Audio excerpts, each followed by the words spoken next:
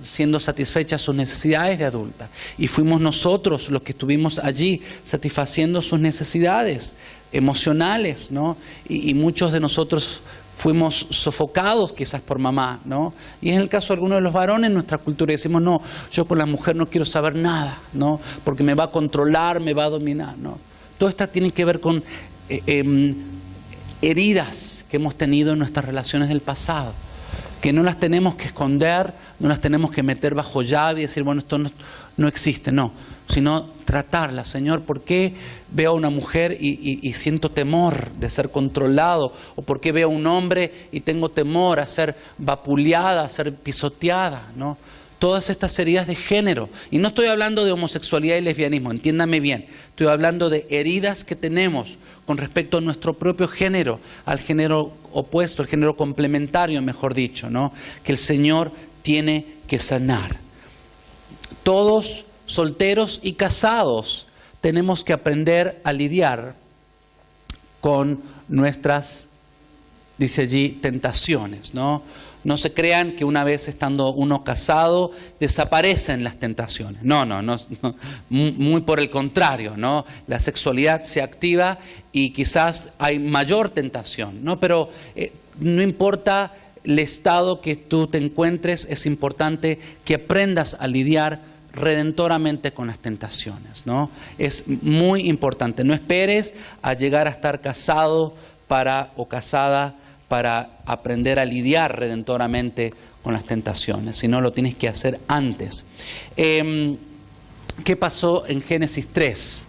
Vamos a ver allí cómo la imagen se quebrantó cuando a través de la caída hubo quebranto relacional entre el hombre, la mujer, el hombre, entre el hombre y Dios. El diablo se metió allí en medio y desde muy temprano el hombre buscó cubrirse falsamente, no una cobertura falsa, las maneras como nosotros hemos satisfecho nuestra necesidad. Y es aquí donde el Señor comienza a traer convicción a nuestros corazones, ¿no? De cómo es que no hemos cubierto falsamente, cómo es que hemos satisfecho estas necesidades de una manera desordenada, de una manera quebrantada. Como a partir del pecado hay hostilidad entre todas las relaciones, caen en un tremendo caos, ¿no? Y a partir de este hecho se enmarañaron todas las relaciones. ¿Qué pasó? Vamos a analizar con la mujer. ¿Qué pasó? Cómo fue que el quebranto se manifiesta en la mujer. Dice, multiplicaré con gran manera los dolores en tus embarazos, con dolores darás a luz los hijos, tu deseo será por tu marido. Y que dice, él se enseñoreará de ti. Mira, vi esta foto y me causó tanta gracia, ¿no? Lo que Dios quiso que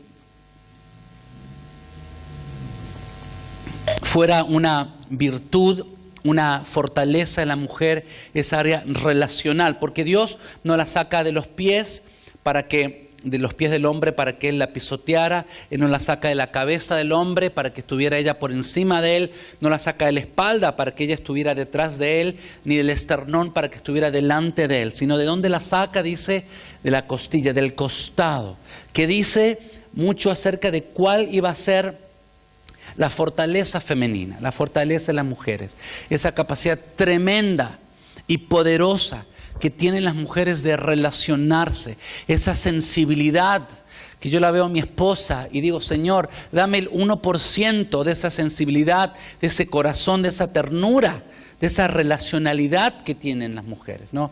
Esto es algo precioso, algo muy poderoso que Dios favoreció, por el cual Dios favoreció a las mujeres. Pero a partir de esta fortaleza vendría y viene el gran dolor de las mujeres. En un 90% las mujeres han sido heridas a partir de sus relaciones. Y lo que fue un punto de fortaleza se convertiría ahora en un punto de quebranto, de dolor, de hostilidad para la mayoría de las mujeres. Tu deseo será por tu marido, ¿no? Lo que fue realmente como el diseño original que la mujer se valiera a partir de su identidad como hija, como criatura, estando a la misma estatura del hombre, ahora ella buscaría identificarse, buscaría su identidad en el hombre, buscaría valerse a partir de su marido. Dice, tu deseo será por tu marido. Y como ahora la mujer tendría esta tremenda vulnerabilidad de entrar en relaciones, ¿no? Y ser herida a partir de sus relaciones. Ella estaría inclinándose hasta idolátricamente hacia otros seres humanos, comenzando por su marido, ¿no? Esto fue como la expresión más obvia de la mujer, como esa sensibilidad, eso tan precioso que el Señor quiere restaurar en las mujeres, ¿no? Y yo he podido ver, lo veo como lo ha hecho en la vida de Claudia, cómo nos ha el Señor podido bendecir, como en la restauración de nuestra hermana, como vemos en ella esta capacidad de relacionarse, de involucrarse sanamente con las personas. Pero cuando hay quebranto, ella va a hablar un poco esta tarde en el primer taller acerca de la dependencia emocional, de la codependencia, cómo empezamos a idolatrar, ¿no?, a las otras personas y desplazamos a Jesús como el centro de nuestra vida y establecemos a esta otra persona, convirtiendo la relación en una idolatría relacional, ¿no? ¿Qué pasó con los hombres, ¿no? Los hombres no tienen tanto que ver con el tema de las relaciones, sino más bien en cuanto a cómo nosotros los hombres nos valemos a partir de lo que nosotros hacemos. Allí en la maldición dice, maldita será la tierra por tu causa, con dolores comerás de ella todos los días de tu vida, espinos y cardos te producirá y comerás plantas del campo. Con el sudor de tu frente comerás el pan hasta que vuelvas a la tierra, porque de ella fuiste tomado, pues polvo eres y al polvo volverá. Y mire la imagen que busqué, ¿no?, que encontré. Esta capacidad tan tremenda del hombre que Dios le dio para forjar, para iniciar. Imagínense, él tenía que labrar este tremendo jardín, ¿no? Y que no era un jardincito 4x4 que tenemos algunos en nuestras casas, ¿no es cierto?, que nos cuesta un montón mantenerlo. Imagínense todo un gran parque con frutos y con animales. Así que Dios dotó al hombre con esta capacidad tremenda de poder hacer, de poder forjar, de poder iniciar. Ahora esto, que era una fortaleza, se convertiría en su misma vulnerabilidad. Ahora el hombre buscaría idolátricamente, en una relación idolátrica, valerse a partir no de su relación con Dios, sino a partir del trabajo de sus manos, ¿no? Y allí vemos a estos hombres en esta imagen trabajando de sol a sol, como representando esta relación idolátrica con el hacer, lo que lanzaría al hombre al activismo, a las adicciones, ¿no?, a esta incapacidad de poder conectarse con sí mismo, con Dios y conectarse con otros, ¿no? Y es así como muchos de nosotros nos identificamos a partir de nuestros trabajos, a partir de nuestros logros, y nos hace competitivos, nos hace crueles a nosotros los hombres. Pero gracias que el Señor sale a nuestro encuentro, sobre todo aquellos que hemos expresado nuestro quebranto en maneras adictivas.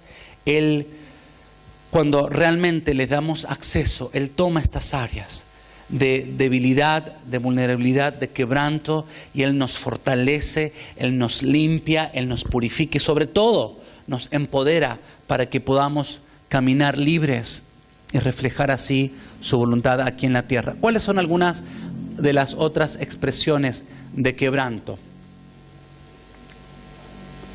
Acá hay algunas, ¿no es cierto? El adulterio, la fornicación. En el punto 2, confusión de género. Y quiero hacer una salvedad.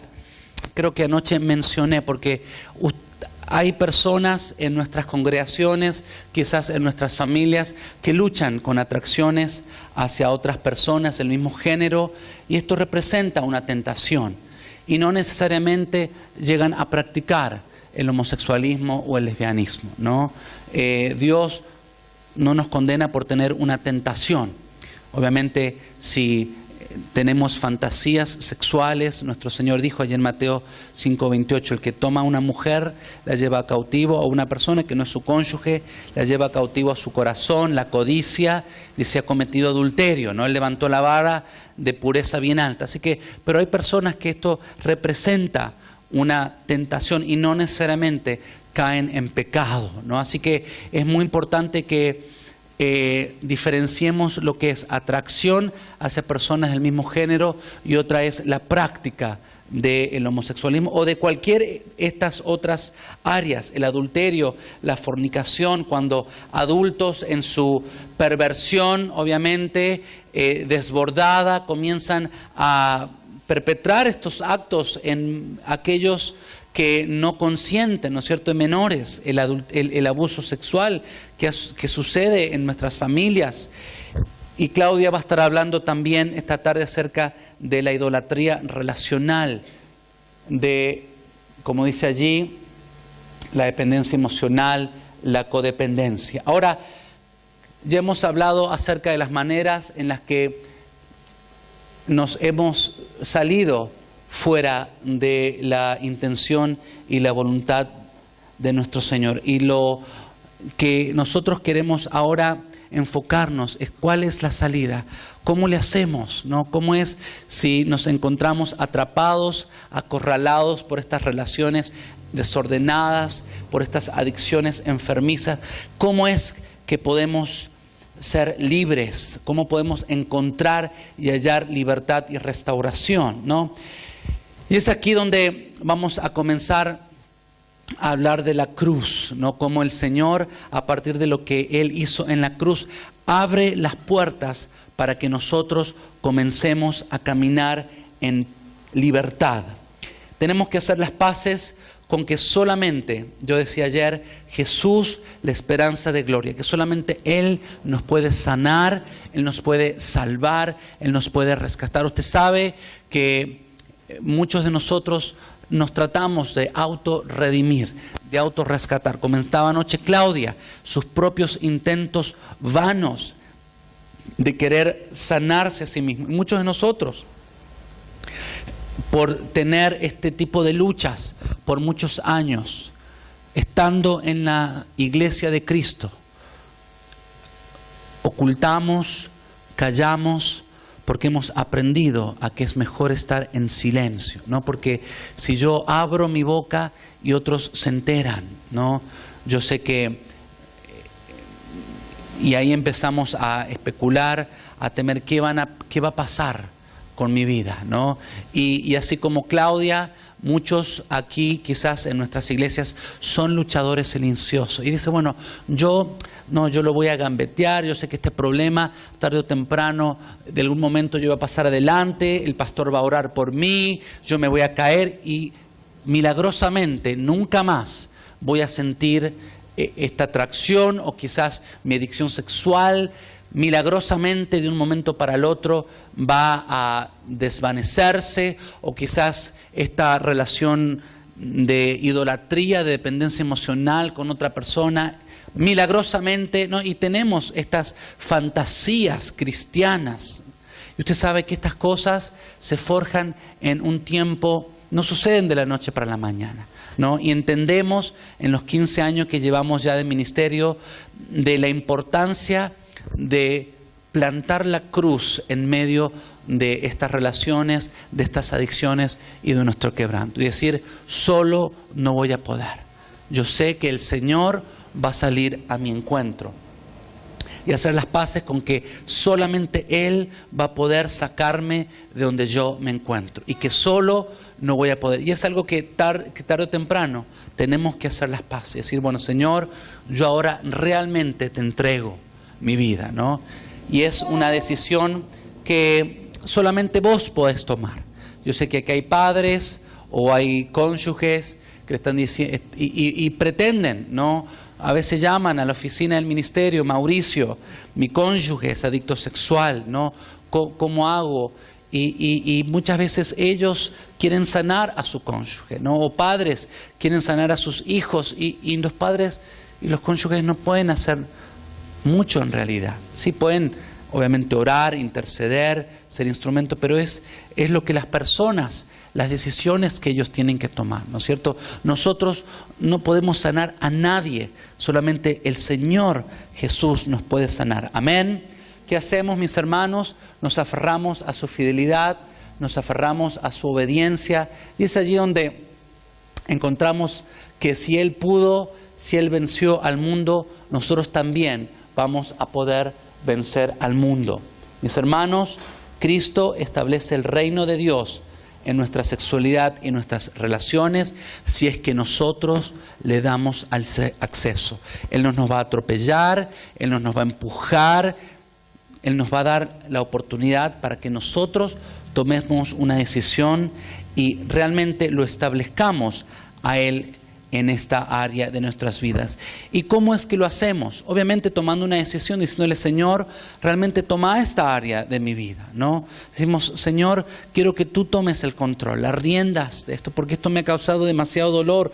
Y realmente reconocer que solos hemos hecho un desastre. Mire, y en el 90% de las personas que vienen con estas áreas de quebranto, sobre todo de adicción sexual, ¿no?, han creído que solos van a poder superar estas áreas en su vida, ¿no?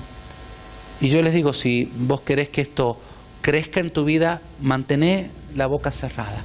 Seguí aislado, seguí solo, en silencio. Si vos querés que esto realmente se corte, pues si quieres vencer esto, superar esto, tienes que comenzar a buscar ayuda, ¿no? Y es aquí donde realmente vamos a hablar acerca de un tema que nosotros como cristianos evangélicos nos cuesta mucho y que es el tema de la confesión. Cómo la confesión realmente desata el poder de la cruz, ¿no?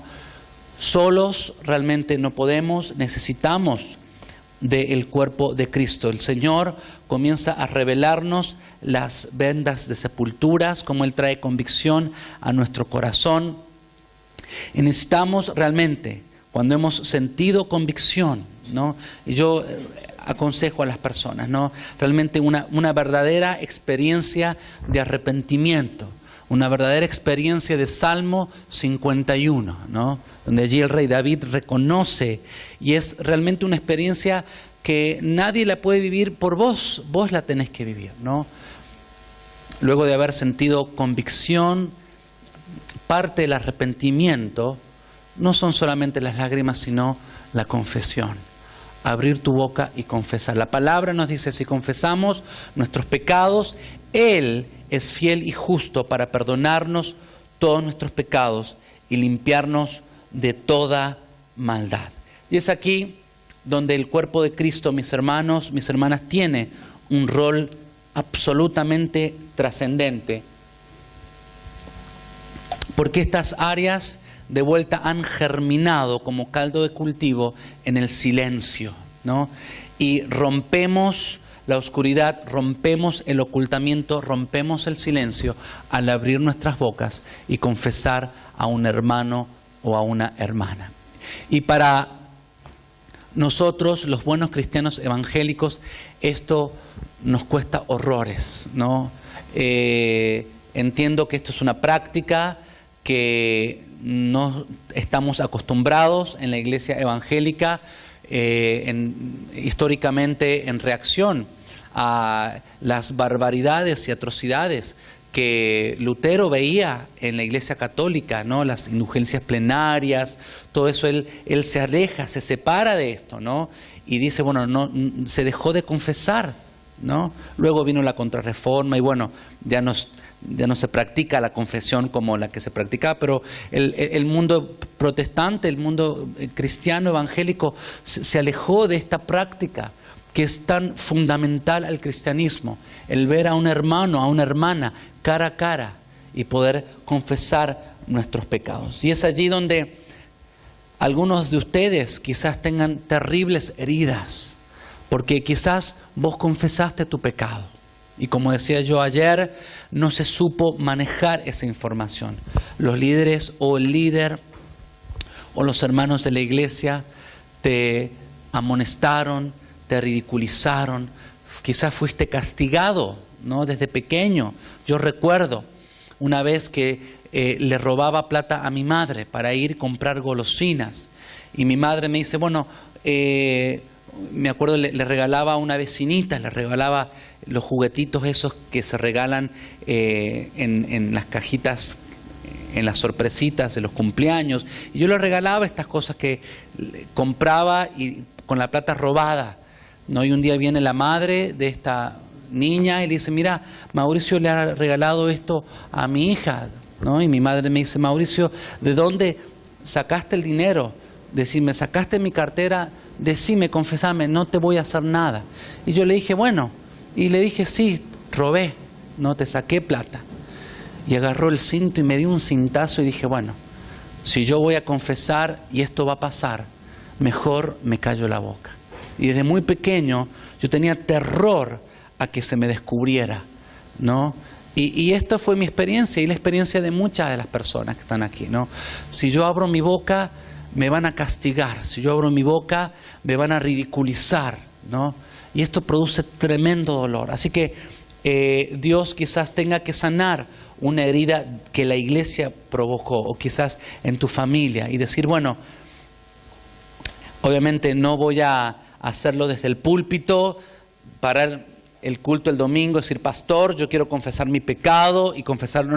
No te recomiendo que tú hagas esto, sino ahora vamos a tener una oportunidad aquí para que puedas confesar. Nos vamos a poner los líderes en un momento. Yo voy a dar las instrucciones para aquellos que quizás sientan en su corazón confesar un pecado, no 35 años de pecado, porque no tenemos mucho tiempo, pero sí tomar un tiempo, ¿no? Para decir, bueno, yo quiero confesar este pecado, ¿no? El Señor, yo sé que ha estado hablando a sus corazones y mostrándole que usted necesita confesar ese pecado. Vamos a la siguiente. Allí el apóstol nos dice claramente, bien, a ver la final si está la imagen. Bueno, algunas consideraciones para la confesión. ¿Qué es lo que vamos a hacer? Vamos a empezar por casa, ¿no? Algunos dicen, bueno, yo voy a confesar, decimos, bueno, yo lo hice, cometí adulterio porque mi esposa no es lo suficientemente sexy, ¿no?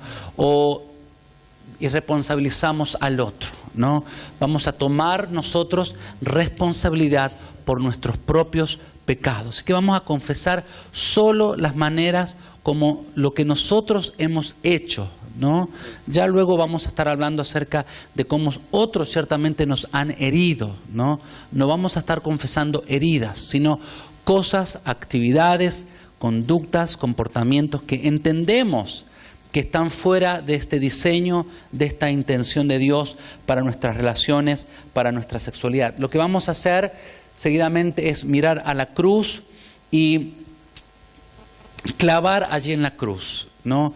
Poner allí a los pies de la cruz esta pesada mochila que muchos nosotros hemos llevado por años y hemos estado nosotros cargando nuestros pecados. Esta no fue la intención de Dios. Los pecados tienen un lugar que es allí a los pies de la cruz. Por eso el Señor pagó tan alto precio. ¿Qué vamos a hacer?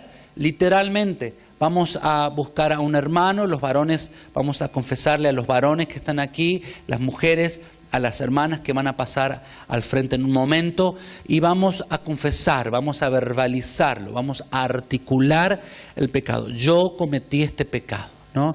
Y nuestro hermano va a orar por usted, va a hacer solamente una oración para que usted sienta que ha sido perdonado, ¿no? Porque el Señor dice la palabra, si confesamos nuestros pecados, Él es justo y fiel para perdonarnos. Recibimos limpieza, obviamente purificación, ¿no? Y recibimos finalmente la bendición del cuerpo de Cristo, ¿no? Yo sé que esto puede sonar un poco extraño porque no hacemos esto en nuestras iglesias y yo sé que es más bien algo incómodo, pero entendemos que se tienen que romper estas cosas. Allí Santiago claramente dice en 5:16, confiésense unos a otros sus pecados y oren unos por otros para que sean sanados, ¿no? La oración del justo es poderosa y eficaz, puede mucho, dice otra versión, ¿no? Y es lo que nosotros practicamos en nuestros grupos pequeños, cuando nos reunimos a orar, confesar nuestros pecados, ¿no? Esta va a ser una primera confesión para algunos. Quizás necesites más de una confesión, necesites buscar a un rendidor de cuenta, a una persona en el cuerpo de Cristo que regularmente, si hay un área, sobre todo algún tipo de adicción, donde por muchos años tú vienes ya con una inercia, ¿no es cierto?, de una década de practicar algo. Yo entiendo que primero comienza con una confesión, pero luego es importante mantenerse en la luz. El sábado pasado mi esposa tuvo la posibilidad de compartir con los jóvenes de esta casa acerca de la luz, el mantenernos en la luz, el mantenernos abiertos en una relación de rendición de cuenta para confesarle a un hermano, los varones, a una hermana, las mujeres, estas áreas de pecado cíclico, repetitivo. Y yo lo he podido experimentar en mi propia vida y he ayudado a muchos hombres y mujeres a lo largo de estos 15 años. Mientras más vivimos en la luz, mientras más abrimos nuestro corazón, nuestras vidas a la luz, esas áreas de tiniebla no pueden resistir, ¿no? A medida que confiesas esto, a medida que caminas en libertad, a medida que abres tu boca y buscas ese rendidor, esa rendidora de cuenta, las cadenas comienzan a romperse, ¿no? Y yo recuerdo en mi corazón, en mi propia vida, puedo dar fe de esto, ¿no? De cómo la confesión ha sido algo fundamental para no solamente alcanzar libertad, sino para mantener la libertad. Póngase de pie, por favor. Ahora sí, voy a pedirle a Mario si puede apagar la cámara. Esto no se va a filmar. Esto es un momento entre vos y el Señor. Y a él y al resto del equipo que me acompaña, vamos a pedir que nos coloquemos